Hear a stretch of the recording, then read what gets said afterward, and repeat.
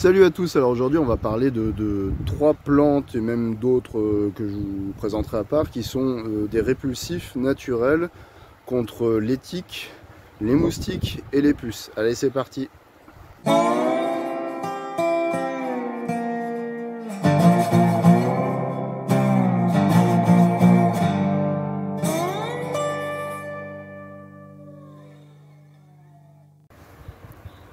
Alors si vous êtes randonneur régulier, vous avez forcément déjà été confronté au problème des tiques, puisque avec le réchauffement climatique, il y a une pullulation des tiques, et d'ailleurs elles transmettent la maladie de Lyme qui n'a pas de remède à ce jour, donc c'est quand même un sujet assez important si vous aimez la randonnée, la nature, etc.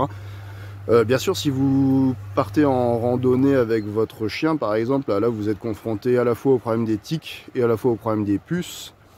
Et puis bien sûr, si vous faites du bivouac, là c'est plus le problème des moustiques qui peut vous assaillir. Voilà. Alors aujourd'hui, on va parler de trois plantes naturelles qui repoussent, qui sont des répulsifs naturels contre ces insectes.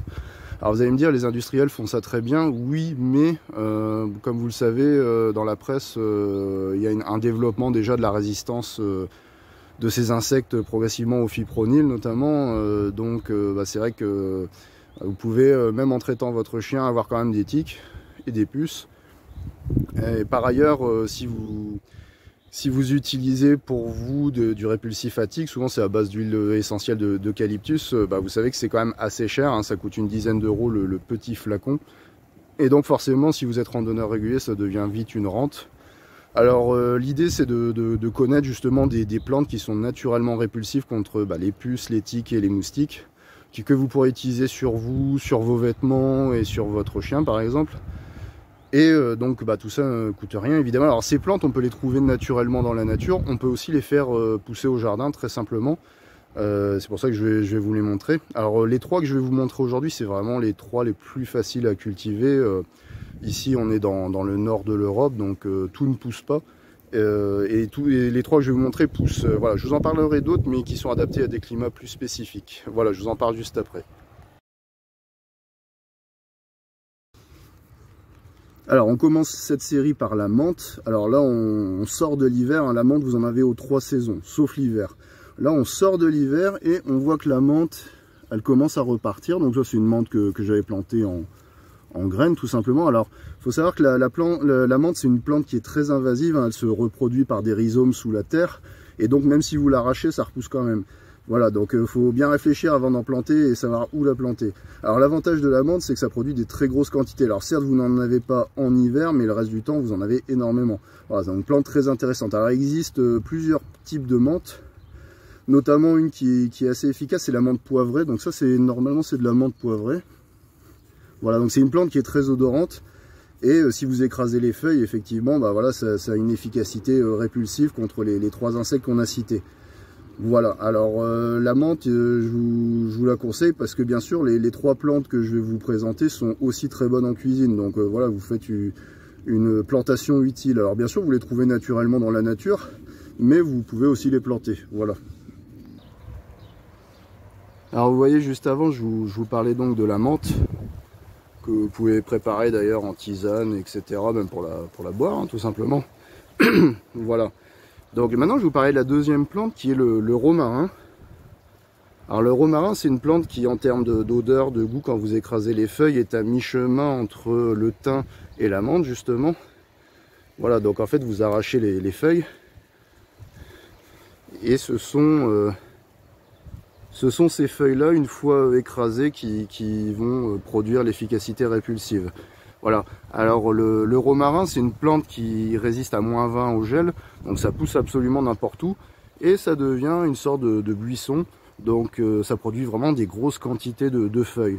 Alors l'avantage du romarin aussi, c'est que c'est une plante qui, comme je vous disais, résiste au gel, mais les feuilles résistent au gel également, donc ça veut dire que même l'hiver par temps de gel, vous allez avoir des feuilles de romarin, vous allez en avoir en permanence. Alors ça c'est très pratique.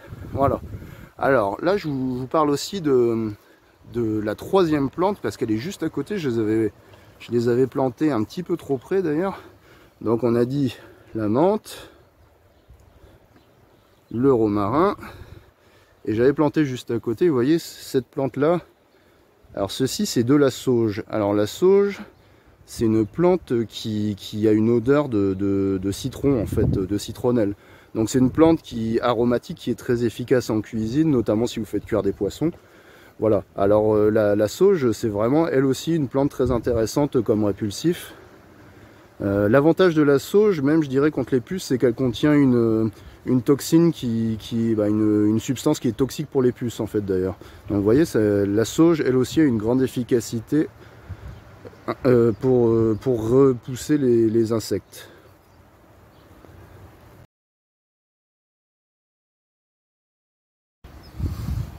Alors maintenant que je vous ai présenté les trois plantes principales les plus rustiques, celles qui sont inratables au jardin, que vous pouvez aussi trouver naturellement dans la nature, je vais vous dire tout simplement comment on les utilise, hein, bien sûr. Donc je vous en avais déjà un petit peu parlé. En fait il suffit d'arracher les feuilles, de les écraser, de les frotter dans les mains, sur les vêtements.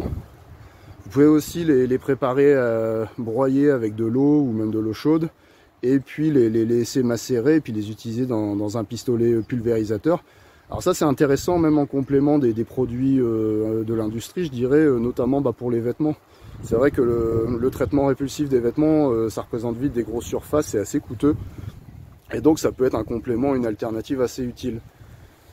J'aurais pu vous parler aussi d'autres plantes, mais je ne l'ai pas fait parce que ça pousse pas partout. Donc d'autres très bonnes plantes comme la lavande par exemple, c'est un très bon exemple de répulsif pour les insectes. Alors le problème c'est que la lavande ça pousse dans les climats, alors déjà dans les terres rocailleuses, et c'est plus adapté au climat méditerranéen. Donc ici dans le nord de l'Europe ça pousse pas très bien.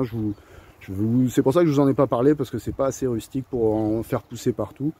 J'aurais pu vous parler aussi de la mélisse. Alors la mélisse, ça ressemble à de la menthe, c'est même à peu près la même chose esthétiquement, mais en fait c'est une plante qui sent la citronnelle également. La mélisse, c'est pareil, la culture est assez facile, ça résiste au gel à -15, donc c'est un bon exemple aussi la mélisse, un bon candidat. C'est vrai que j'aurais pu vous le présenter, mais j'ai jamais réussi à en faire pousser ici, je sais pas pourquoi. Enfin bon bref, voilà. J'aurais pu aussi vous parler de la citronnelle, la vraie citronnelle, mais là c'est une plante méditerranéenne et ici dans le nord de l'Europe ça pousse pas. Voilà, donc je vous ai donné assez d'exemples de plantes naturellement répulsives. Ça peut vous donner des idées pour être autonome, ou même simplement si vous êtes écolo et que vous voulez essayer aussi d'avoir des compléments alternatifs naturels pour repousser les tiques, les moustiques et les puces. Voilà, je vous dis à très bientôt sur la chaîne et en rando. Allez, à bientôt, ciao ciao.